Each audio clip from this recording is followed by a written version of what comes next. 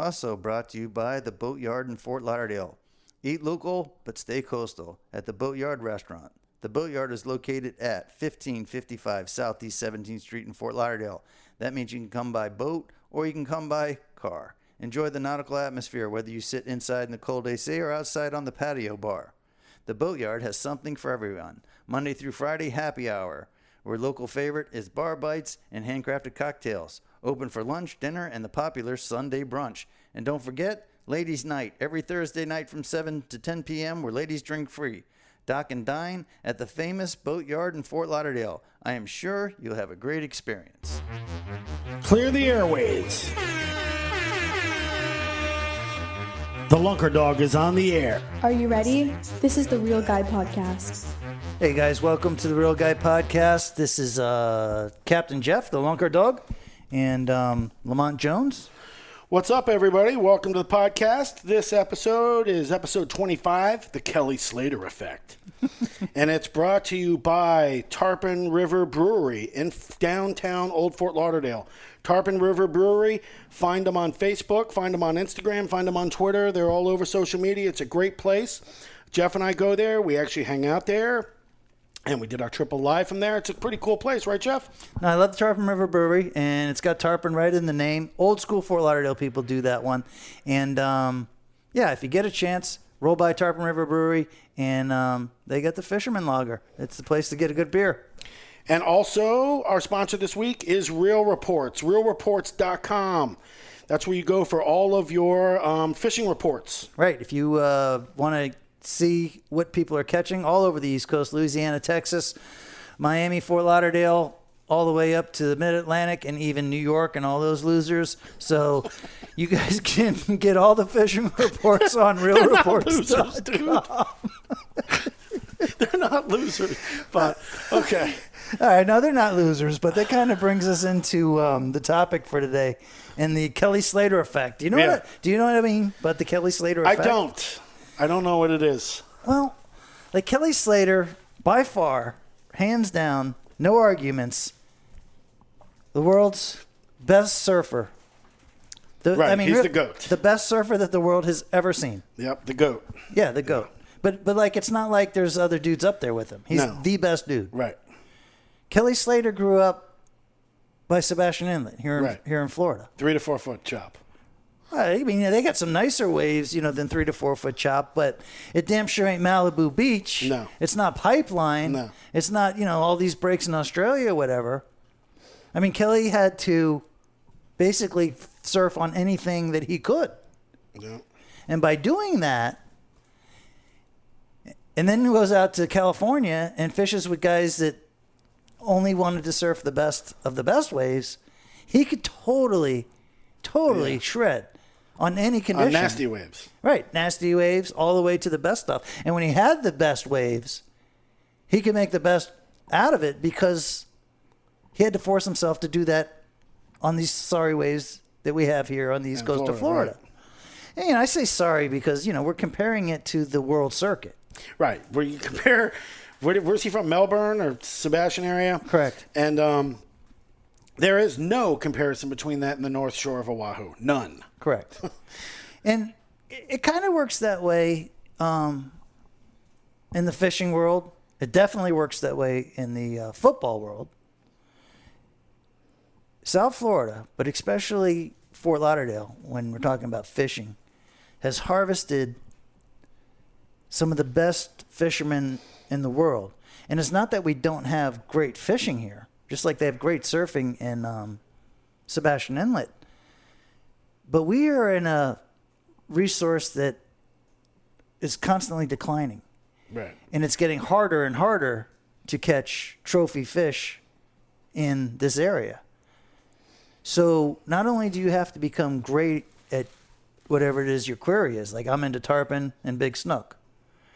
The Peter Millers of the world and the sailfish circuit are into catching the sailfish.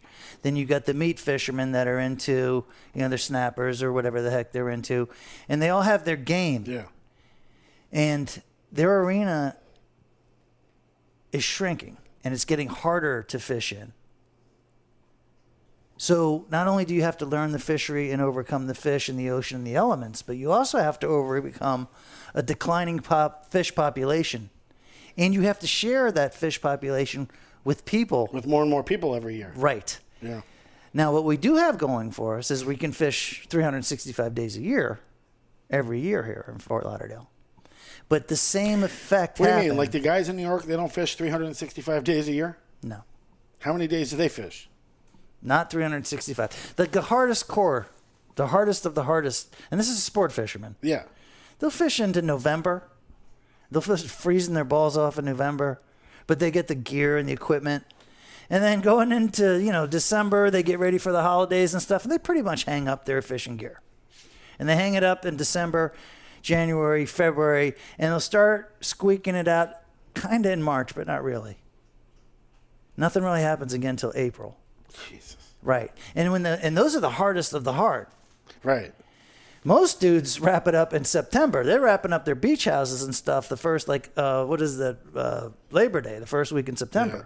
They go down to their beach house, they go to their boat or wherever, they wrap everything up, and we'll unwrap next May. Yeah.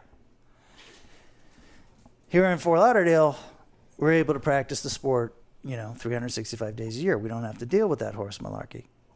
But putting yourself in a competitive level in the 305 and the 954, that's Miami, Fort Lauderdale, for the people that, it's funny because this podcast is like going all over the world. Right. And we talk like everybody knows about Right. Fort Lauderdale Beach and Miami Beach.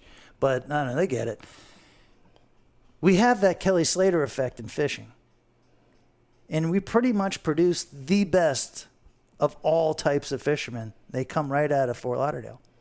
And I mean all types of fishermen. I don't mean like brook trout, or salmon. Right. Or that kind of crap. Yeah. But take Mark Croca, for instance. Yeah. Mark Croca is probably just like Kelly Slater. But now he's in the Keys. He's in Isla Morada. He's the best of the best. For you guys who know, Mark Croca started fishing. He's one generation ahead of us. Yeah. Right? Yeah. He did what Jeff does 20 years beforehand. He's the guy that we watched when we were little kids. Right.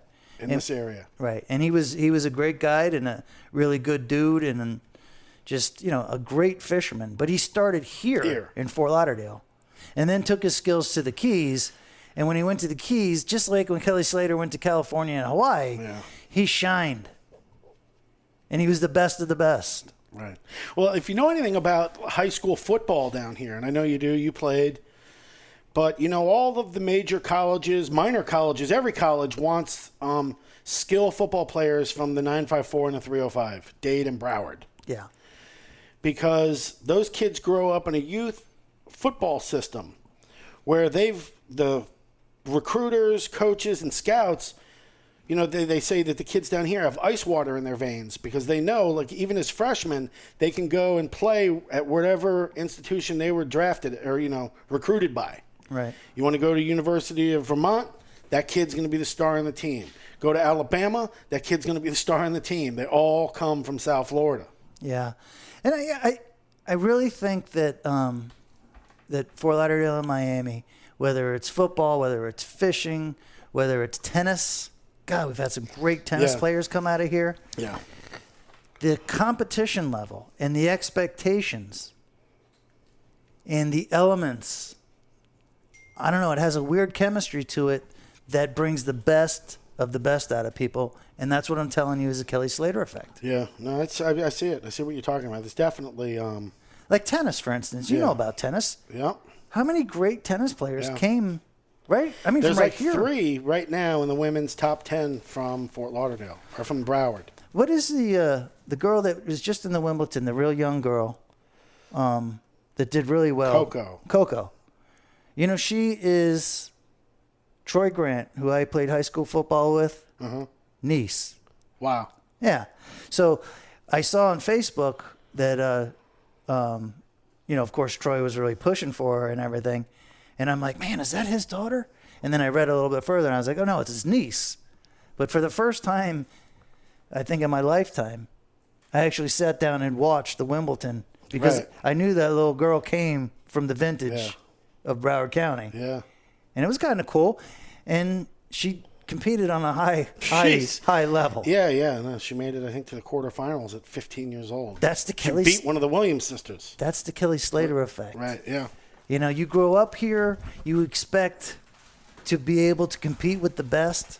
Maybe you're not given the best arena or the best coaches or the best systems, but you overcome that. And you put yourself on a higher pedestal. I don't know. It's just something that I observed. I thought maybe the audience would dig it. I don't know if they're actually going to get it, but everybody knows about Kelly Slater now. Everybody that's interested in water sports, whether it's fishing or anything, I imagine we have quite a wide variety of people listening to this podcast. When we go out to eat at any place that serves clam chowder or anything, there's always 3 or 4 guys that get up out of their booth and come over and say hi to you, Jeff. Hey, big fans of the podcast. Or they watch the videos over the years. And whether they're young guys, still in high school, just out of high school and still able to wear board shorts, or they're the older 40 to 45-year-old guy that's, 70 or 80 pounds overweight with the big beard and still wearing the board shorts, but he's got the elastic. He's got the elastic waist. Anybody that's rocking board shorts should know who Kelly Slater is. If you're wearing board shorts and you don't know who Kelly Slater is, jump on the Wikipedia. Well, we're going to make this episode really short, but that's the Kelly Slater effect. It happens down here in the 305 and the 954. It happens on the east coast of Florida. I think a lot of it has to do with being able to do your sport, compete at a high level 365 days a year. I was one of those cornerbacks that showed up and thought that I was just better than everybody, even though I wasn't. I thought I was. And it's a Broward, it's an East Coast Florida thing. And we got them. Yeah. We got fishermen. We got tennis players. We got golfers. They all come from out of here. And they put themselves in a position to compete with the best in the world. And they believe they can compete with the best in the world. I don't know. Chemistry's a weird thing. But it definitely is common. Even Happy Bait. Look at Tim O'Connor. He's won the thing twice. He's from here. Dude, even in our own made-up bullshit, the best of the best is here. As a matter of fact, we're going to be doing an episode on Happy Bait coming up next week with Mike Grimm. Looking forward to that. Mike Grimm is almost, I don't know, we'll call him like the up-and-coming Happy Baiter of recent, 2 decades. Somebody to carry the torch, So we're going to get into that with them. It's almost Happy Bait time. We always do a big celebration, probably a Lunkerdog down at Tarpon River Brewery. But thanks for tuning in. I hope you got what we were trying to get across today. And now you guys know what the Kelly Slater effect. Run that dog.